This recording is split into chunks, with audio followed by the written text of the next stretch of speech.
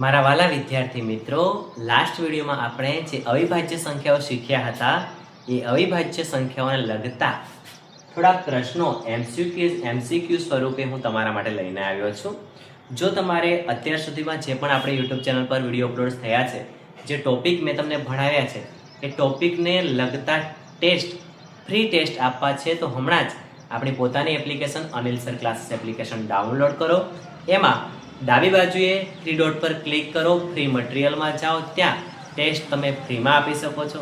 જે ટોપિક આપણે ભણ્યા છીએ એમાંથી તમને કેટલા આવડ્યા છે, એમાંથી તમારા કેટલા માર્ક્સ આવે છે, એના સંપૂર્ણ ટેસ્ટ આપણે ફ્રીમાં અપલોડ કરેલા છે. તો તમે ત્યાં જઈ અને ટેસ્ટ આપી શકો છો. ત્યાં તરત જ તમને કેટલા માર્ક્સ તમે મેળવ્યા છે, તમને કેટલું આવડ્યું છે, એની બધી માહિતી મળી જશે. ઠીક છે. આજે અવિભાજ્ય સંખ્યાનો ટેસ્ટ છે એ ટેસ્ટ પણ આપણે અપલોડ કરી દીધો છે.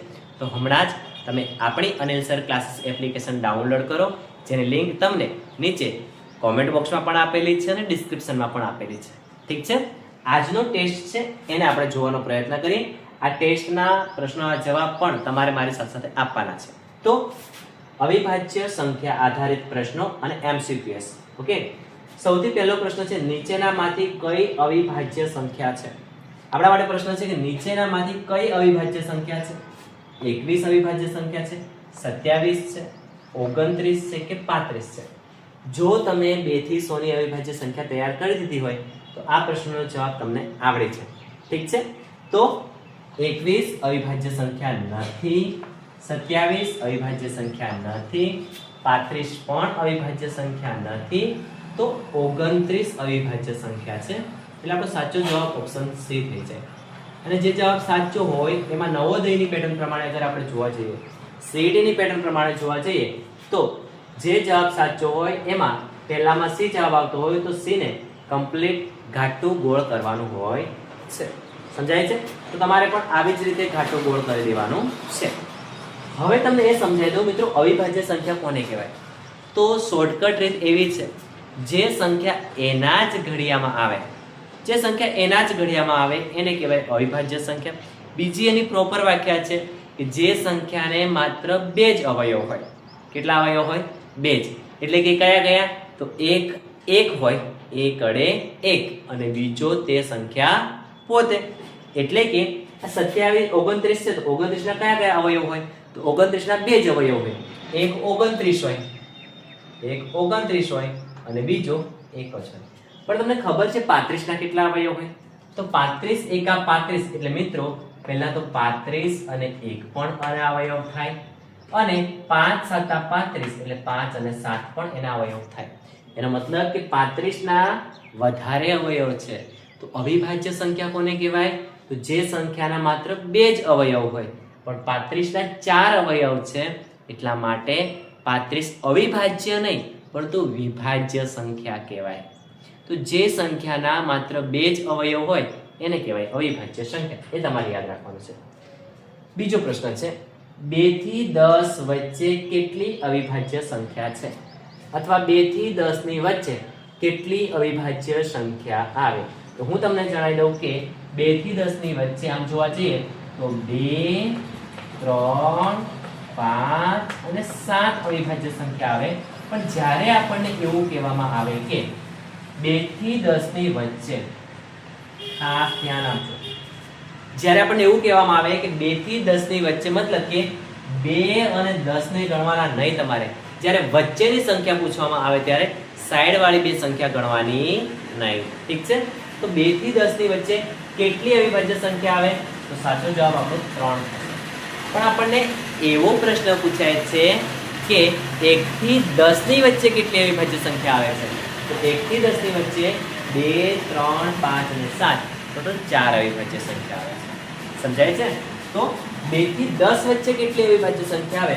તો 2 થી 10 વચ્ચે પૂછે તો સાઈડ વાળી જે પૂછે છે 2 અને 10 એને ગણવાના નહીં, એના સિવાયની ગણીએ તો આપણો જવાબ સાચો જવાબ થાય ઓપ્શન બી 3. પણ 1 થી 10 ની વચ્ચે કેટલી અવિભાજ્ય સંખ્યા આવે છે એવું પૂછાય તો એનો સાચો જવાબ થાય છે 4. એક માટે મેં તમને ગઈકાલે સમજાવી દીધું હતું કે એક એ વિશિષ્ટ સંખ્યા છે, મતલબ કે એ વિભાજ્ય સંખ્યા પણ નથી અને અવિભાજ્ય સંખ્યા પણ નથી. ઓકે મિત્રો, તો બીજામાં ઓપ્શન બી આપણો રાઈટ આન્સર થઈ ગયો. ત્રીજો પ્રશ્ન કે નીચેનામાંથી કઈ સમ અવિભાજ્ય સંખ્યા છે? આજે છોકરાઓ મને પૂછતા હતા સર સમ સંખ્યા એટલે કેવી સંખ્યા? તો આપ સૌને ખાસ જણાવી દઉં કે સમ સંખ્યા એટલે કે બેકી સંખ્યા. કઈ સંખ્યા મિત્રો? બેકી સંખ્યા. અને બેકી સંખ્યા કોને કહેવાય? તો જેનો એકમનો અંક 0, 2, 4, 6 કે 8 હોય એવી સંખ્યાને બેકી સંખ્યા કહેવાય.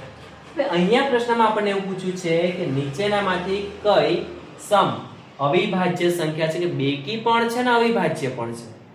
પહેલા જોઈ લઈએ ઓપ્શન એ 2 બેકી પણ છે અને સૌથી નાની અવિભાજ્ય સંખ્યા પણ છે. તો જોવા જઈએ તો આપણને પહેલા જ સ્ટેપમાં અહીંયા જવાબ મળી જાય છે ઓપ્શન એ કે 2. તો 2 શું છે? 2 બેકી સંખ્યા પણ છે અને અવિભાજ્ય સંખ્યા પણ છે. આ આપણે ધ્યાન રાખવાનું છે. પછી ધ્યાન આપજો મિત્રો, 4 વિભાજ્ય સંખ્યા છે, 6 વિભાજ્ય સંખ્યા છે અને 8 પણ વિભાજ્ય સંખ્યા છે, કારણ કે તેમને 2 કરતા વધારે અવયવ હોય છે. સમજાય છે? આટલું તમારે ધ્યાન રાખવાનું છે. ચોથા નંબરનો પ્રશ્ન, 51 પછી આવતી અવિભાજ્ય સંખ્યા કઈ છે? યાદ કરો, 51 થી 60 વચ્ચે કઈ કઈ અવિભાજ્ય સંખ્યા આવતી હતી? કઈ કઈ આવતી હતી? તો 51 થી 60 ની વચ્ચે આવતી હતી 53 અને 59. કઈ આવતી હતી? 53 અને 59. ઠીક છે. તો 53 અને 59 માં આપણી પાસે છે ઓપ્શન બી માં 53, એટલે આપણો સાચો જવાબ છે ઓપ્શન બી 53. ચાલો, ઓકે, તો option B is the right answer. આજનો લાસ્ટ પ્રશ્ન, અને આ લાસ્ટ પ્રશ્નનો જવાબ હું તમને નથી કહેવાનો. આ છેલ્લા પ્રશ્નનો જવાબ તમારે મને કોમેન્ટ કરીને જણાવવાનો છે. શું છે પ્રશ્ન? તો કઈ જોડીમાં બંને અવિભાજ્ય સંખ્યા છે? અહીં તમારી પાસે ઓપ્શન આપેલા છે 4. કઈ જોડીમાં બંને અવિભાજ્ય સંખ્યા છે? 15 અને 17, 23 અને 29, 21 અને 31 કે 27 અને 37? આ પાંચમો જે પ્રશ્ન છે એ પ્રશ્નનો સાચો જવાબ શું છે? જો તમને આવડે છે તો તમારે નીચે કોમેન્ટ બોક્સમાં કોમેન્ટ કરવાનું છે. સાથે સાથે આપણા આ વિડીયોને લાઈક કરી દેવાનો છે, આપણી ચેનલને સબસ્ક્રાઇબ કરી દેવાની છે અને આપણી પોતાની application Anil sir classes download કરી લેવાની છે, જેથી કરીને દરેક ટોપિકના ફ્રી ટેસ્ટ તમે આપી શકો. સમજાય છે?